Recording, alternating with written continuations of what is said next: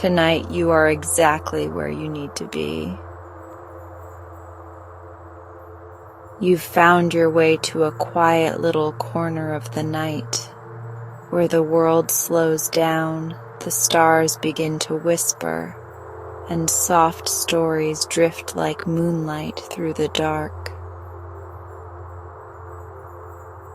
I'm so glad you're here.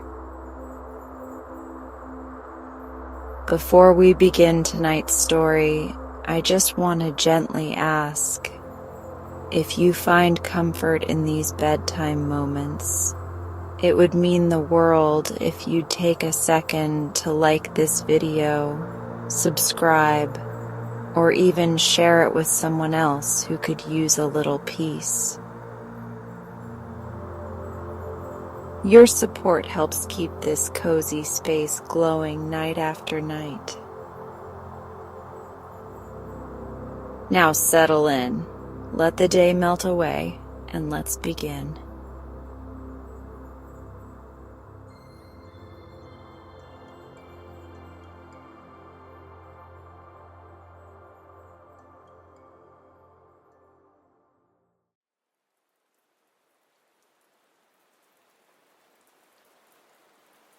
Once there lived a king whose wife had passed, but who had a most beautiful daughter, so beautiful that everyone thought she must be good as well, instead of which the princess was really very wicked, and practiced witchcraft and black magic, which she had learned from an old witch who lived in a hut on the side of a lonely mountain. This old witch was wicked and hideous, and no one but the king's daughter knew that she lived there. But at night, when everyone else was asleep, the princess, whose name was Fiorimond, used to visit her by stealth to learn sorcery. It was only the witch's arts which had made Fiorimond so beautiful that there was no one like her in the world, and in return the princess helped her with all her tricks, and never told anyone she was there. The time came when the king began to think he should like his daughter to marry, so he summoned his council and said, "We have no son to reign after our death, so we had best seek for a suitable prince to marry to our royal daughter, and then, when we are too old, he shall be king in our stead." And all the council said he was very wise, and it would be well for the princess to marry. So heralds were sent to all the neighboring kings and princes to say that the king would choose a husband for the princess, who should be king after him. But when Fiorimond heard this, she wept with rage, for she knew quite well that if she had a husband he would find out how she went to visit the old witch, and would stop her practicing magic. And then she would lose her beauty. When night came, and everyone in the palace was fast asleep, the princess went to her bedroom window and softly opened it. Then she took from her pocket a handful of peas and held them out of the window and chirruped low, and there flew down from the roof a small brown bird and sat upon her wrist and began to eat the peas. No sooner had it swallowed them than it began to grow and grow and grow, till it was so big that the princess could not hold it, but let it stand on the window-sill, and still it grew and grew and grew till it was as large as an ostrich. Then the princess climbed out of the window and seated herself on the bird's back, and at once it flew straight away over the tops of the trees till it came to the mountain where the old witch dwelt, and stopped in front of the door of her hut. The princess jumped off and muttered some words through the keyhole, when a croaking voice from within called, "Why do you come tonight? Have I not told you I wish to be left alone for 13 nights? Why do you disturb me?" "But I beg of you to let me in," said the princess, "for I am in trouble and want your help." "Come in then," said the voice, and the door flew open, and the princess trod into the hut, in the middle of which, wrapped in a gray cloak which almost hid her, sat the witch. Princess Fiorimond sat down near her and told her her story, how the king wished her to marry, and had sent word to the neighboring princes that they might make offers for her.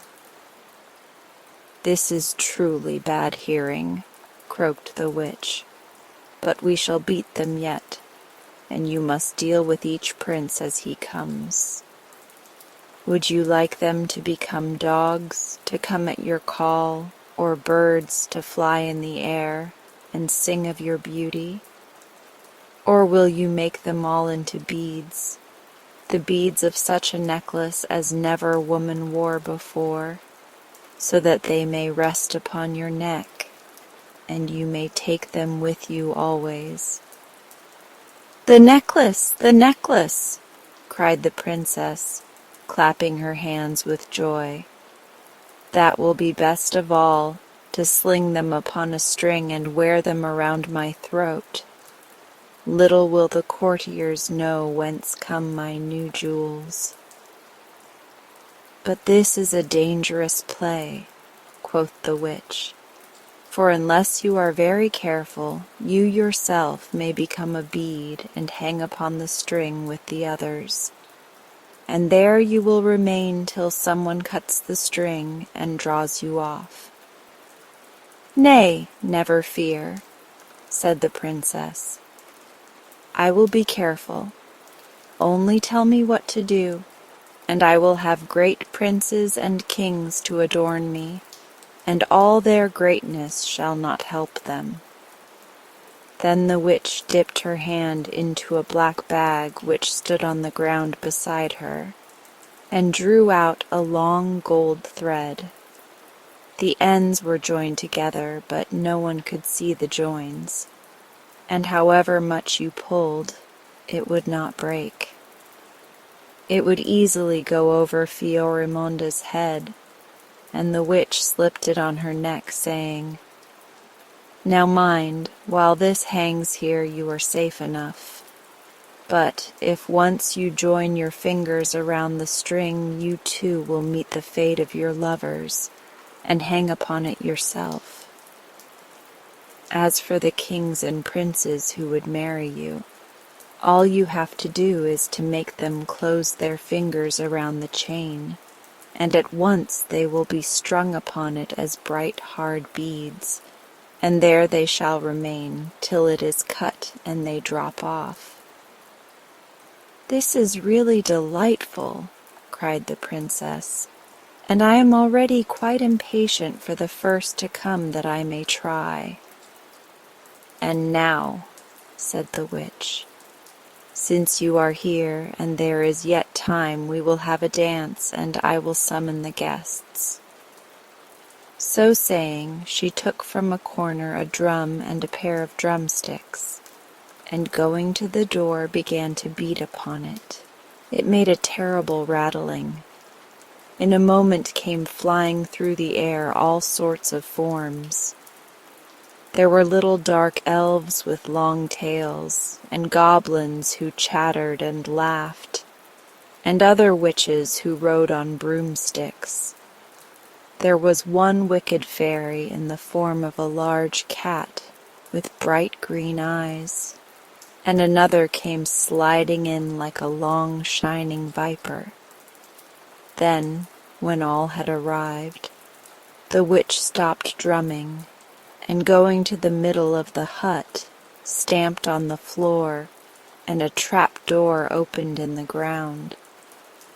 The old witch stepped through it, and led the way down a narrow dark passage to a large underground chamber, and all her strange guests followed, and here they all danced and made merry in a terrible way.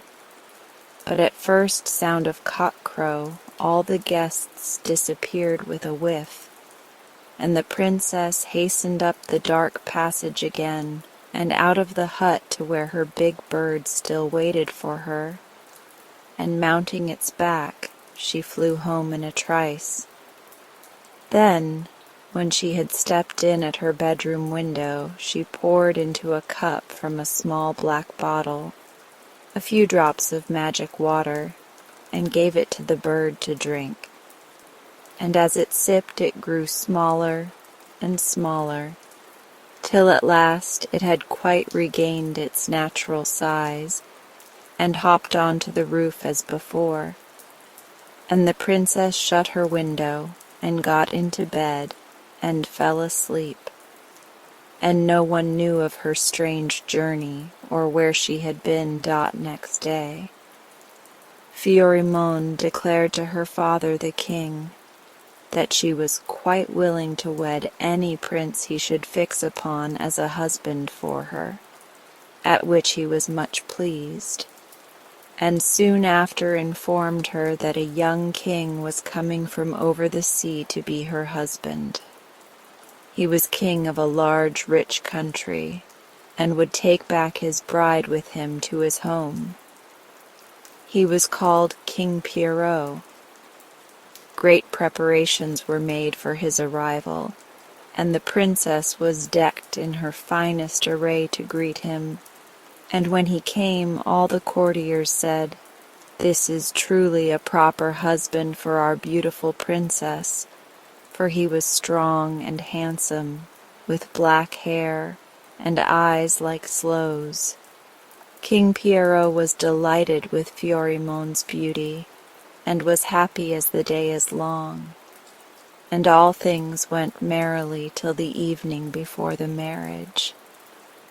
A great feast was held, at which the princess looked lovelier than ever, dressed in a red gown, the color of the inside of a rose, but she wore no jewels nor ornaments of any kind, save one shining gold string round her milk-white throat.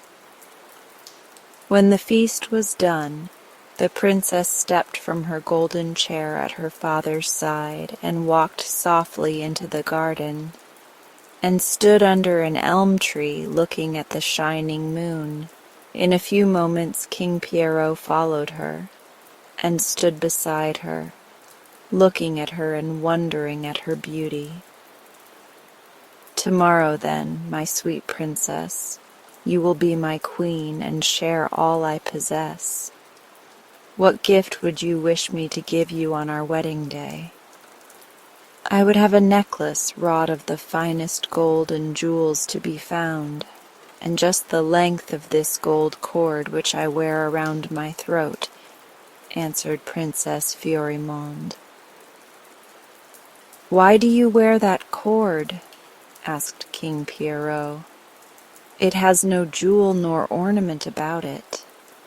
"Nay, but there is no cord like mine in all the world," cried Fiorimond, and her eyes sparkled wickedly as she spoke.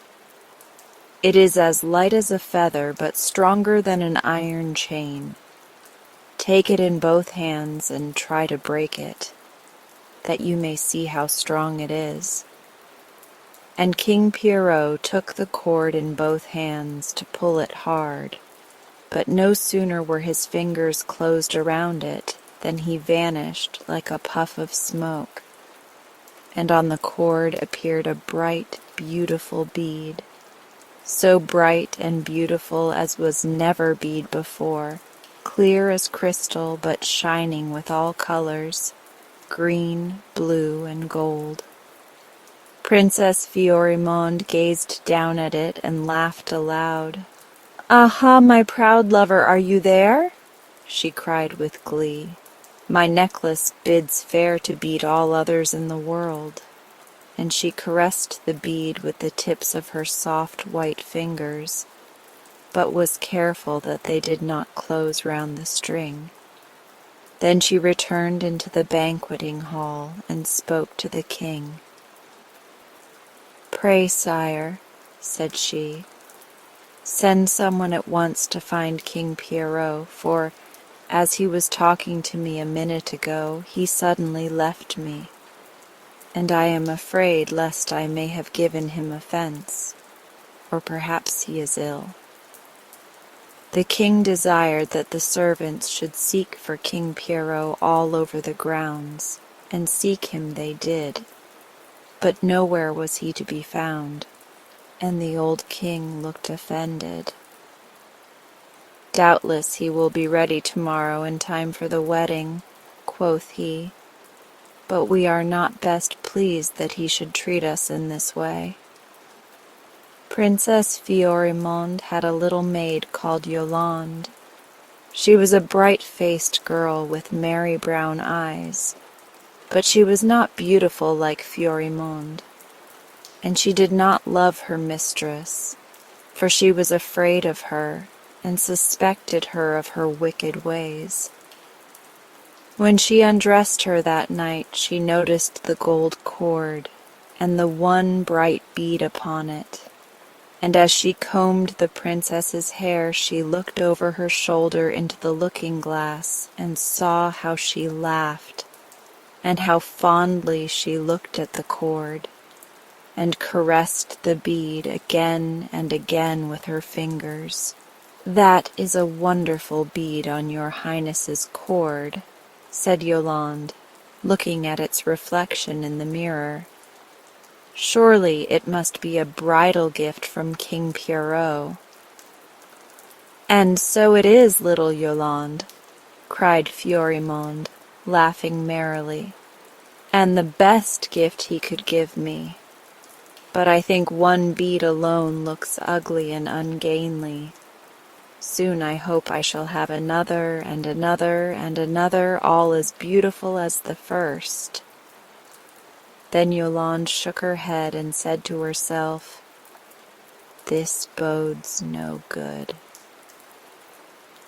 Next morning all was prepared for the marriage, and the princess was dressed in white satin and pearls with a long white lace veil over her, and a bridal wreath on her head, and she stood waiting among her grandly dressed ladies, who all said that such a beautiful bride had never been seen in the world before. But just as they were preparing to go down to the fine company in the hall, a messenger came in great haste, summoning the princess at once to her father the king, as he was much perplexed. "My daughter," cried he, as Fiorimond in all her bridal array entered the room where he sat alone, "what can we do? King Pierrot is nowhere to be found. I fear lest he may have been seized by robbers and basely murdered for his rich clothes, or carried away to some mountain and left there to starve.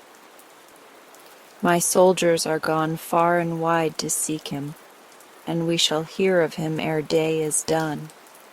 But where there is no bridegroom, there can be no bridal." "Then let it be put off, my father," cried the princess, "and tomorrow we shall know if it is for a wedding or a funeral we must dress." And she pretended to weep, but even then could hardly keep from laughing.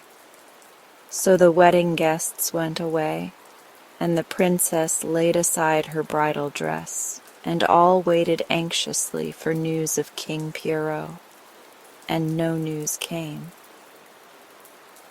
So at last everyone gave him up for dead and mourned for him, and wondered how he had met his fate. Princess Fiorimond put on a black gown, and begged to be allowed to live in seclusion for 1 month in which to grieve for King Pierrot. But when she was again alone in her bedroom, she sat before her looking-glass and laughed till tears ran down her cheeks. And Yolande watched her and trembled when she heard her laughter. She noticed, too, that beneath her black gown, the princess still wore her gold cord and did not move it night or day. The month had barely passed away when the king came to his daughter and announced that another suitor had presented himself, whom he should much like to be her husband. The princess agreed quite obediently to all her father said, and it was arranged that the marriage should take place. This new prince was called Prince Hildebrandt. He came from a country far north, of which one day he would be king. He was tall and fair and strong, with flaxen hair and bright blue eyes. When Princess Fiorimond saw his portrait, she was much pleased and said, "By all means let him come, and the sooner the better." So she put off her black clothes, and again great preparations were made for a wedding, and King Pierrot was quite forgotten. Prince Hildebrandt came, and with him many fine gentlemen, and they brought beautiful gifts for the bride. The evening of his arrival all went well, and again there was a grand feast, and Fiorimond looked so beautiful that Prince Hildebrandt was delighted. And this time she did not leave her father's side, but sat by him all the evening. Early next morning at sunrise, when everyone was still sleeping, the princess rose and dressed herself in a plain white gown and brushed all her hair over her shoulders, and crept quietly downstairs into the palace gardens. Then she walked on till she came beneath the window of Prince Hildebrandt's room, and here she paused, and began to sing a little song as sweet and joyous as a lark's. When Prince Hildebrandt heard it, he got up and went to the window and looked out to see who sang, and when he saw Fiorimond standing in the red sunrise light, which made her hair look gold and her face rosy, he made haste to dress himself and go down to meet her. "How, my princess?" cried he as he stepped into the garden beside her. "This is indeed great happiness to meet you here so early. Tell me, why do you come out at sunrise to sing by yourself?" "I come that I may see the colors of the sky, red, blue, and gold," answered the princess. "Look, there are no such colors to be seen anywhere, unless indeed it be in this bead which I wear here on my golden cord." "What is that bead, and where did it come from?" asked Hildebrandt. "It came from over the sea, where it shall never return again," answered the princess, and again her eyes began to sparkle with eagerness, and she could scarcely conceal her mirth. "Lift the cord off my neck and look at it near, and tell me if you ever saw one like it."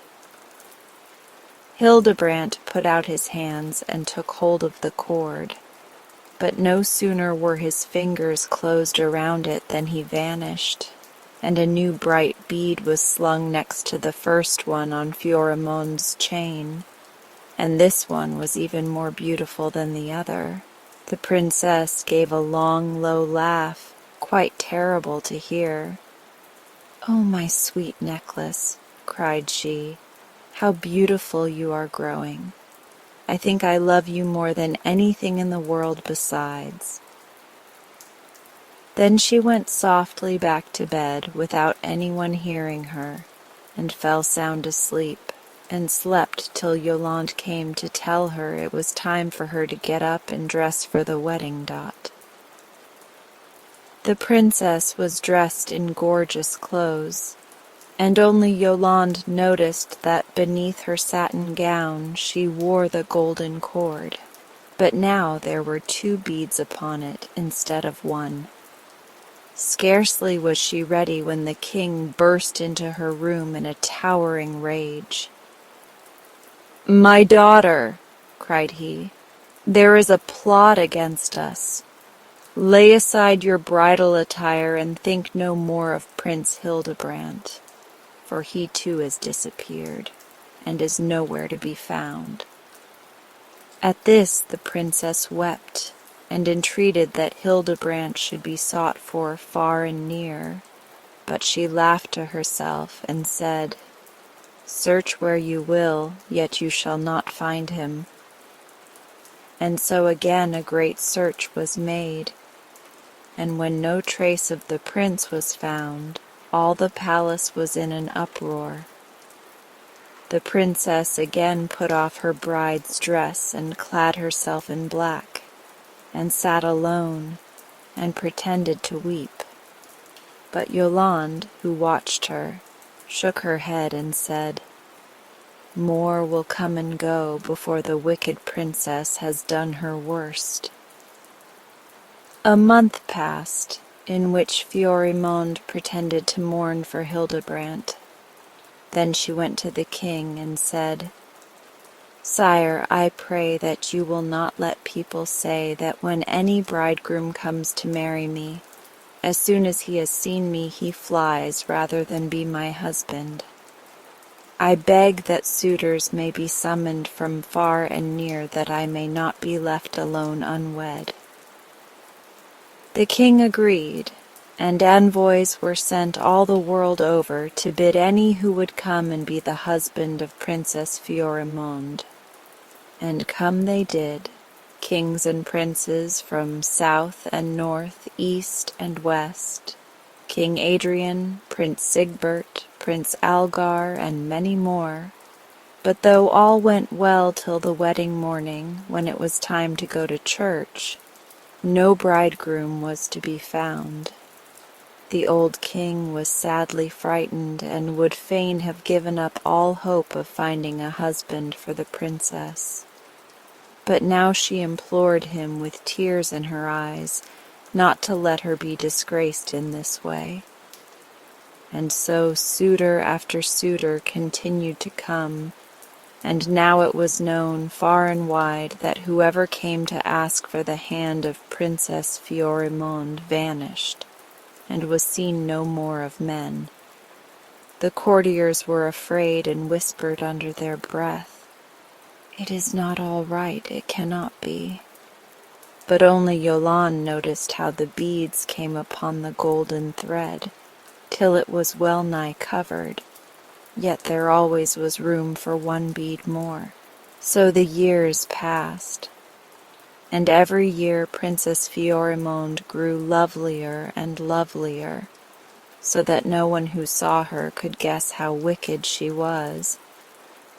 In a far-off country lived a young prince whose name was Florestan. He had a dear friend named Gervais, whom he loved better than anyone in the world. Gervais was tall and broad and stout of limb, and he loved Prince Florestan so well that he would gladly have died to serve him. It chanced that Prince Florestan saw a portrait of Princess Florimond, and at once swore he would go to her father's court and beg that he might have her for his wife, and Gervais in vain tried to dissuade him. "There is an evil fate about the Princess Florimond," quoth he. "Many have gone to marry her, but where are they now?" "I don't know or care," answered Florestan, "but this is sure, that I will wed her and return here and bring my bride with me." So he set out for Florimond's home, and Gervais went with him with a heavy heart. When they reached the court, the old king received them and welcomed them warmly, and he said to his courtiers, "Here is a fine young prince to whom we would gladly see our daughter wed. Let us hope that this time all will be well."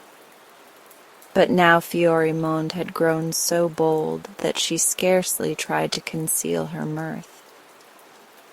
"I will gladly marry him tomorrow if he comes to the church," she said. "But if he is not there, what can I do?" And she laughed long and merrily, till those who heard her shuddered. When the princess's ladies came to tell her that Prince Florestan was arrived, she was in the garden, lying on the marble edge of a fountain, feeding the gold fish who swam in the water. "Bid him come to me," she said, "for I will not go any more in state to meet any suitors, neither will I put on grand attire for them. Let him come and find me as I am, since all find it so easy to come and go." So her ladies told the prince that Fiorimond waited for him near the fountain. She did not rise when he came to where she lay, but his heart bounded with joy, for he had never in his life beheld such a beautiful woman.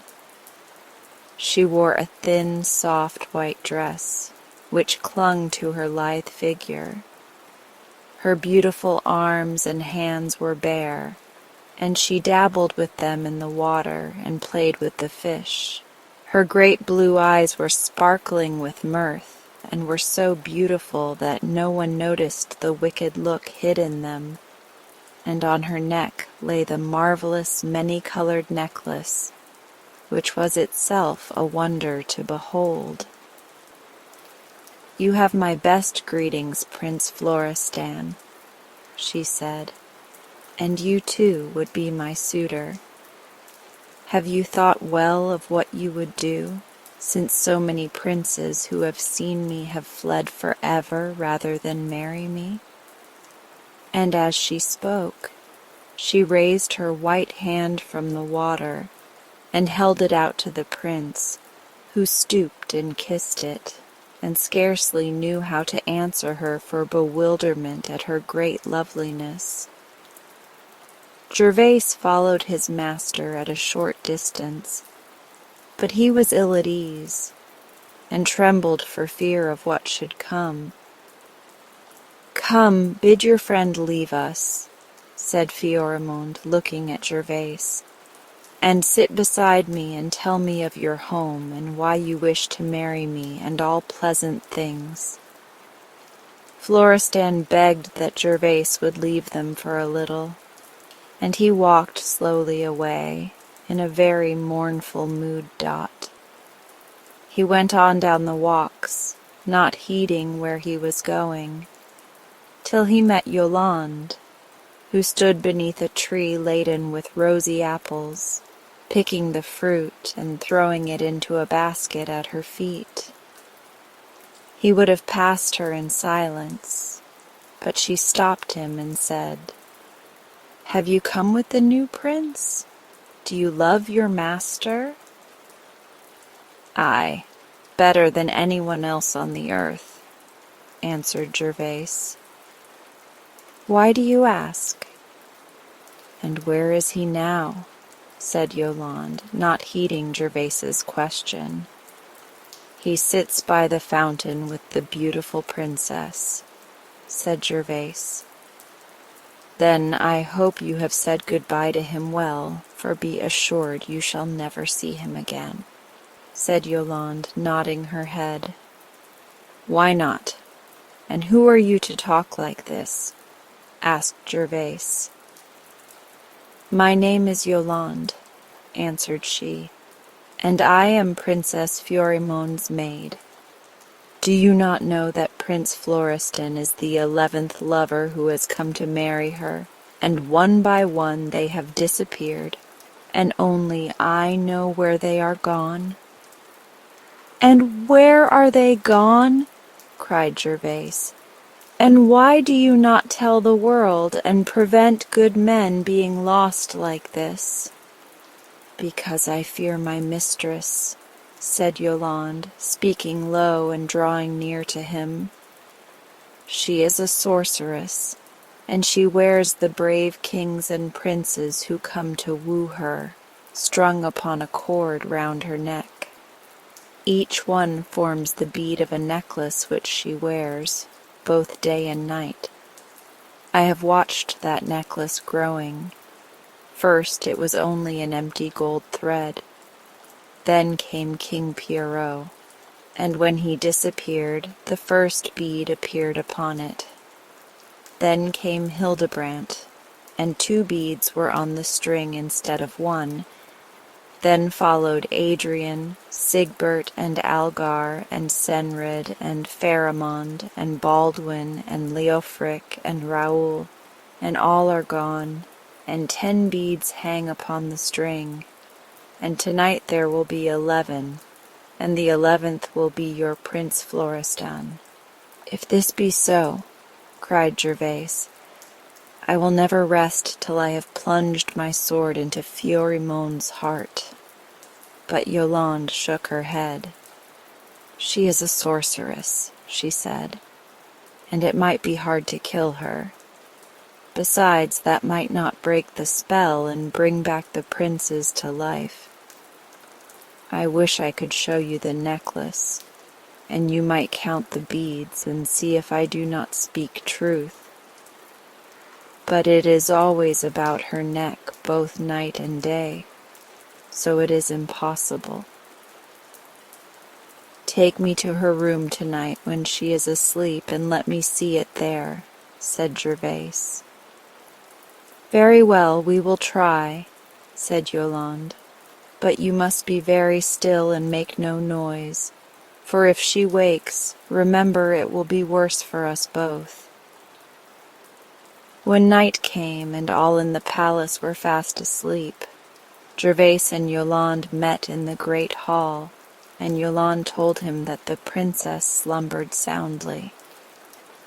So now let us go, said she, and I will show you the necklace on which Fiorimond wears her lovers strung like beads, though how she transforms them I know not. Stay one instant, Yolande, said Gervais, holding her back as she would have tripped upstairs. Perhaps, try how I may, I shall be beaten and either die or become a bead like those who have come before me. But if I succeed and rid the land of your wicked princess, what will you promise me for a reward? What would you have? Asked Yolande. I would have you say you will be my wife and come back with me to my own land, said Gervais. That I will promise gladly, said Yolande, kissing him. But we must not speak or think of this till we have cut the cord from Fiorimond's neck, and all her lovers are set free. So they went softly up to the princess's room, Yolande holding a small lantern which gave only a dim light. There, in her grand bed, lay Princess Fiorimond. They could just see her by the lantern's light, and she looked so beautiful that Gervais began to think Yolande spoke falsely when she said she was so wicked. Her face was calm and sweet as a baby's.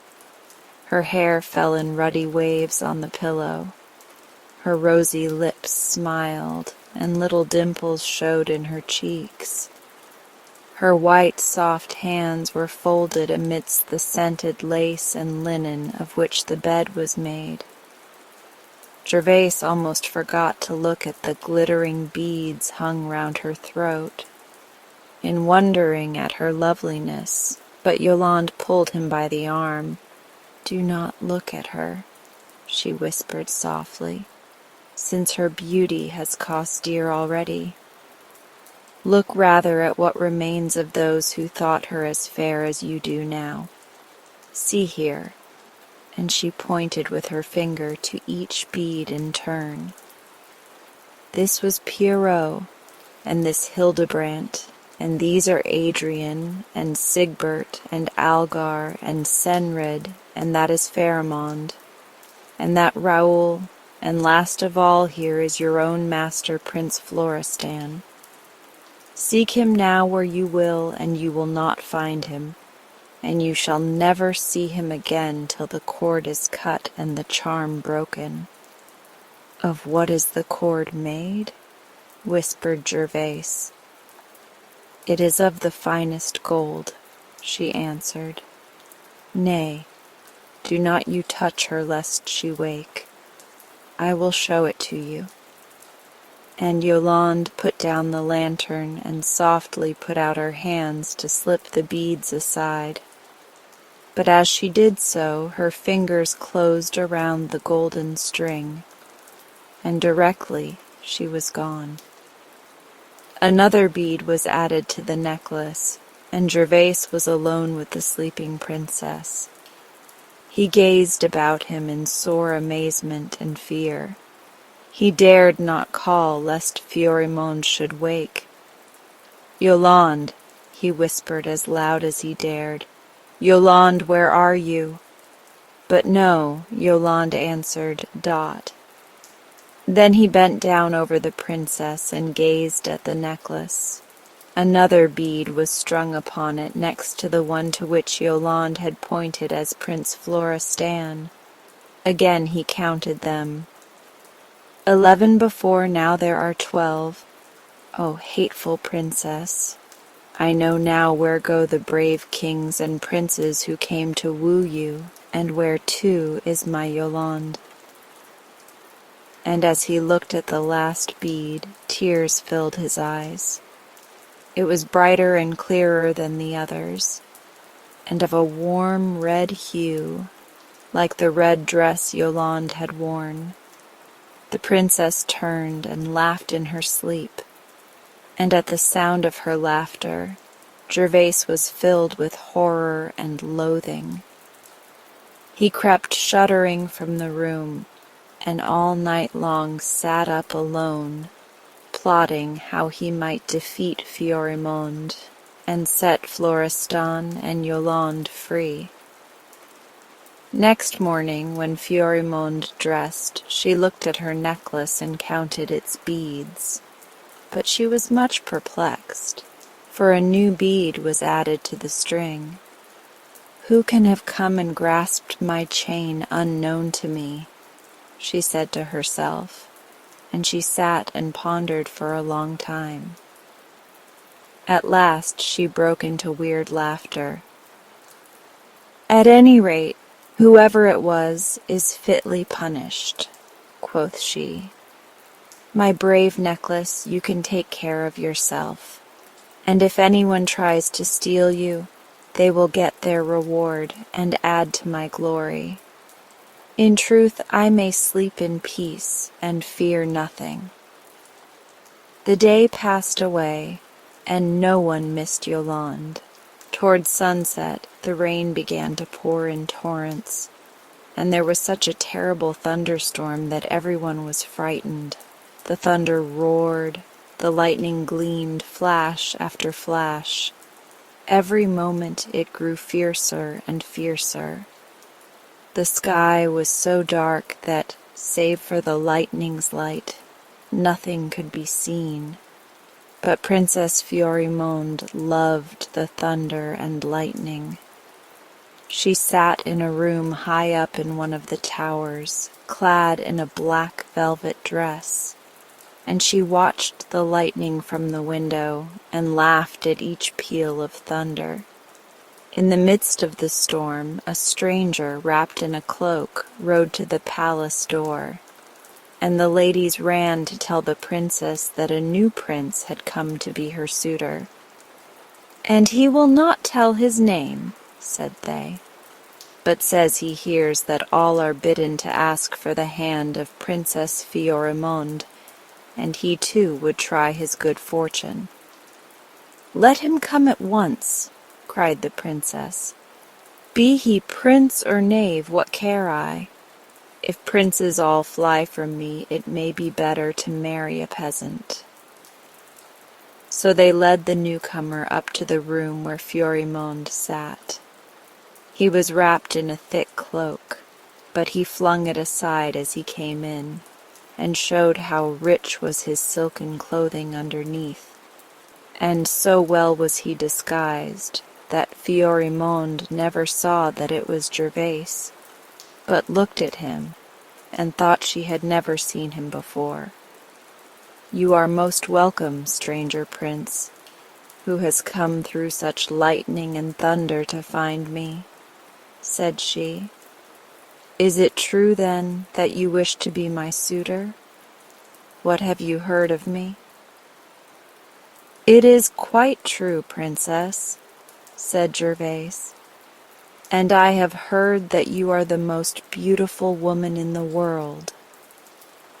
"And is that true also?" asked the princess. "Look at me now and see." Gervais looked at her, and in his heart he said, "It is quite true, O wicked princess. There never was woman as beautiful as you, and never before did I hate a woman as I hate you now." But aloud he said, "No, princess, that is not true. You are very beautiful, but I have seen a woman who is fairer than you, for all that your skin looks ivory against your velvet dress, and your hair is like gold." "A woman who is fairer than I?" cried Florimond, and her breast began to heave and her eyes to sparkle with rage, for never before had she heard such a thing said. "Who are you who dares come and tell me of women more beautiful than I am?"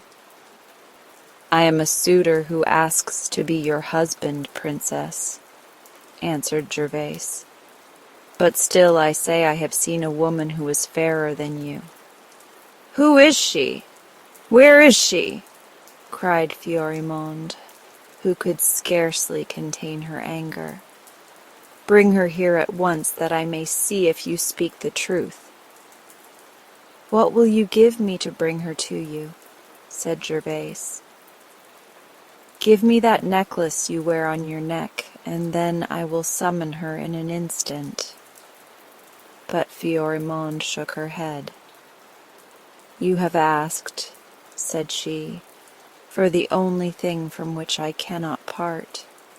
And then she bade her maids bring her her jewel casket, and she drew out diamonds and rubies and pearls, and offered them, all or any, to Gervais.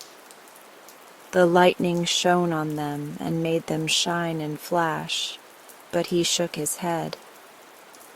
"No, none of these will do," quoth he. "You can see her for the necklace, but for nothing else." "Take it off for yourself, then," cried Florimond, who now was so angry that she only wished to be rid of Gervais in any way. "No, indeed," said Gervais. "I am no tire-woman, and should not know how to clasp and unclasp it." And in spite of all Florimond could say or do, he would not touch either her or the magic chain. At night the storm grew even fiercer, but it did not trouble the princess. She waited till all were asleep, and then she opened her bedroom window and chirruped softly to the little brown bird, who flew down from the roof at her call. Then she gave him a handful of seeds as before, and he grew and grew and grew till he was as large as an ostrich, and she sat upon his back and flew out through the air, laughing at the lightning and thunder which flashed and roared around her. Away they flew till they came to the old witch's cave, and here they found the witch sitting at her open door, catching the lightning to make charms with. "Welcome, my dear," croaked she as Florimond stepped from the bird. "Here is a knight we both love well. And how goes the necklace? Right merrily, I see. 12 beads already. But what is that 12th?" And she looked at it closely. "Nay, that is one thing I want you to tell me," said Fiorimond, drying the rain from her golden hair. "Last night when I slept there were 11, and this morning there are 12, and I know not from whence comes the 12th." "It is no suitor," said the witch, "but from some young maid that bead is made. But why should you mind? It looks well with the others." "Some young maid," said the princess. "Then it must be Cicely or Marybelle or Yolande who would have robbed me of my necklace as I slept. But what care I? The silly wench is punished now, and so may all others be who would do the same." "And when will you get the 13th bead, and where will he come from?" asked the witch. "He waits at the palace now," said Fiorimond, chuckling, "and this is why I have to speak to you." And then she told the witch of the stranger who had come in the storm, and of how he would not touch her necklace, nor take the cord in his hand, and how he said also that he knew a woman fairer than she. "Beware, princess, beware!" cried the witch in a warning voice as she listened. "Why should you heed tales of other women fairer than you? Have I not made you the most beautiful woman in the world, and can any others do more than I? Give no ear to what this stranger says, or you shall rue it." But still the princess murmured, and said she did not love to hear anyone speak of others as beautiful as she. "Be warned in time," cried the witch, "or you will have cause to repent it. Are you so silly or so vain as to be troubled because a prince says idly what you know is not true? I tell you, do not listen to him, but let him be slung to your chain as soon as may be, and then he will speak no more." And then they talked together of how Fiorimond could make Gervais grasp the fatal string. Next morning when the sun rose, Gervais started off into the woods, and there he plucked acorns and haws and hips, and strung them on to a string to form a rude necklace. This he hid in his bosom, and then went back to the palace without telling anyone. When the princess rose, she dressed herself as beautifully as she could, and braided her golden locks with great care, for this morning she met her new suitor to meet his fate. After breakfast she stepped into the garden, where the sun shone brightly, and all looked fresh after the storm. Here from the grass she picked up a golden ball, and began to play with it. "Go to our new guest," cried she to her ladies, "and ask him to come here and play at ball with me." So they went, and soon they returned bringing Gervais with them. "Good morrow, Prince," cried she. "Pray come and try your skill at this game with me, and you," she said to her ladies, "do not wait to watch our play, but each go your way, and do what pleases you best." So they all went away and left her alone with Gervais. "Well, Prince," cried she as they began to play, "what do you think of me by morning light? Yesterday when you came it was so dark with thunder and clouds that you could scarcely see my face, but now that there is bright sunshine, pray look well at me, and see if you do not think me as beautiful as any woman on earth." And she smiled at Gervais, and looked so lovely as she spoke, that he scarce knew how to answer her. But he remembered Yolande and said, Doubtless you are very beautiful. Then why should you mind my telling you that I have seen a woman lovelier than you?"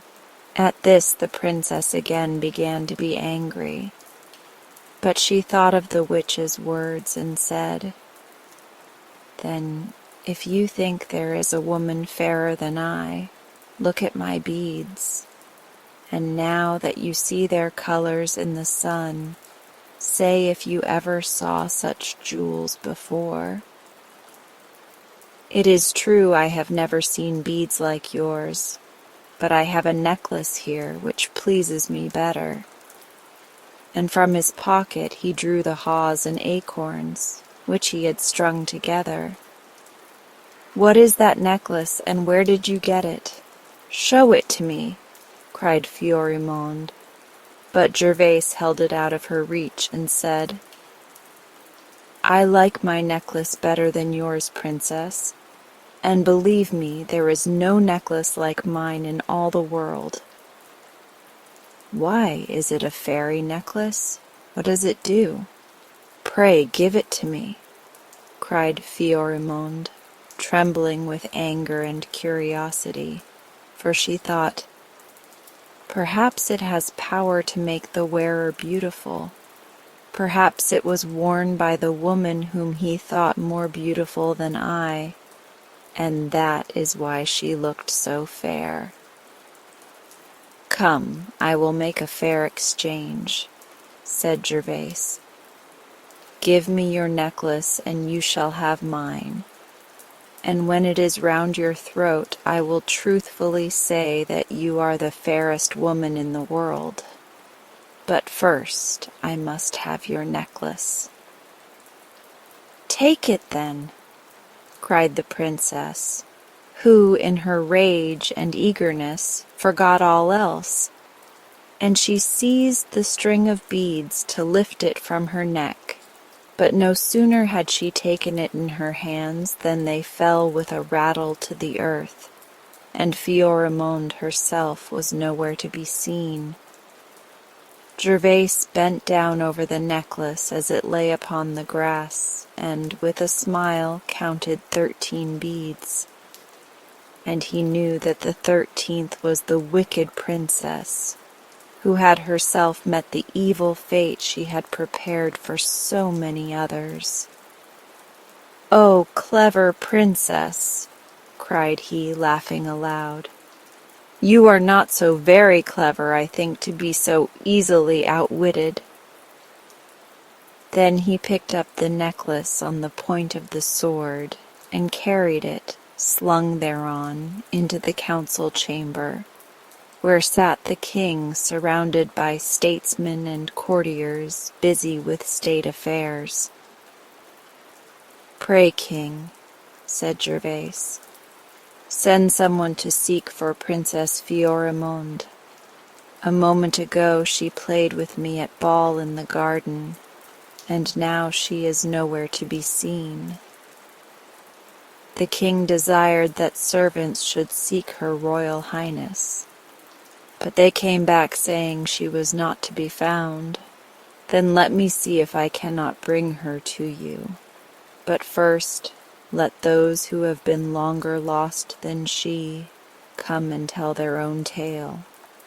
And, so saying, Gervais let the necklace slip from his sword onto the floor, and taking from his breast a sharp dagger, proceeded to cut the golden thread on which the beads were strung, and as he clave it in two there came a mighty noise like a clap of thunder. "Now," cried he, "look and see King Pierrot who was lost." And as he spoke he drew from the cord a bead, and King Pierrot, in his royal clothes, with his sword at his side, stood before them. "Treachery!" he cried. But ere he could say more, Gervais had drawn off another bead, and King Hildebrand appeared, and after him came Adrian and Sigbert and Algar and Senrid and Pharamond and Raoul, and last of the princes, Gervais's own dear master Florestan. and they all denounced Princess Florimond and her wickedness. "And now," cried Gervais, "here is she who has helped to save you all." And he drew off the 12th bead, and there stood Yolande in her red dress. And when he saw her, Gervais flung away his dagger and took her in his arms, and they wept for joy.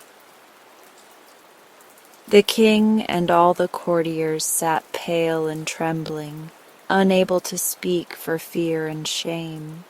At length the king said with a deep groan, "We owe you deep amends, O noble kings and princes.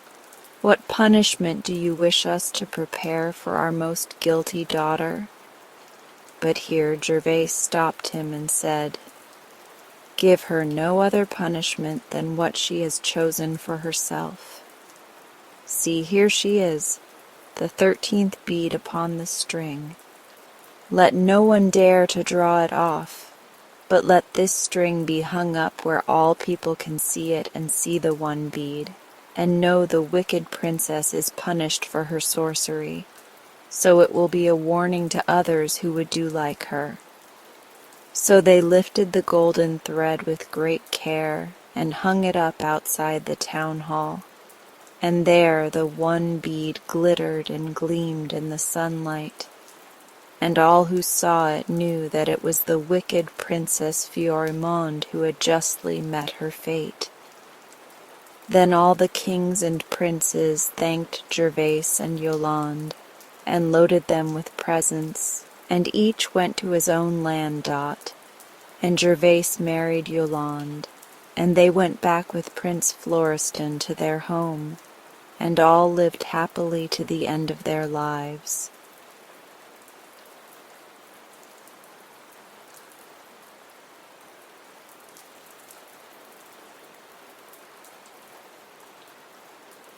And now, as we come to the end of this session, if you're still awake, I would like you to feel the calm you've created within yourself. You've given your mind and body such a beautiful gift, a moment to simply be. Let that sense of peace stay with you as you move through the rest of your night. If you'd like, you can stay here a little longer.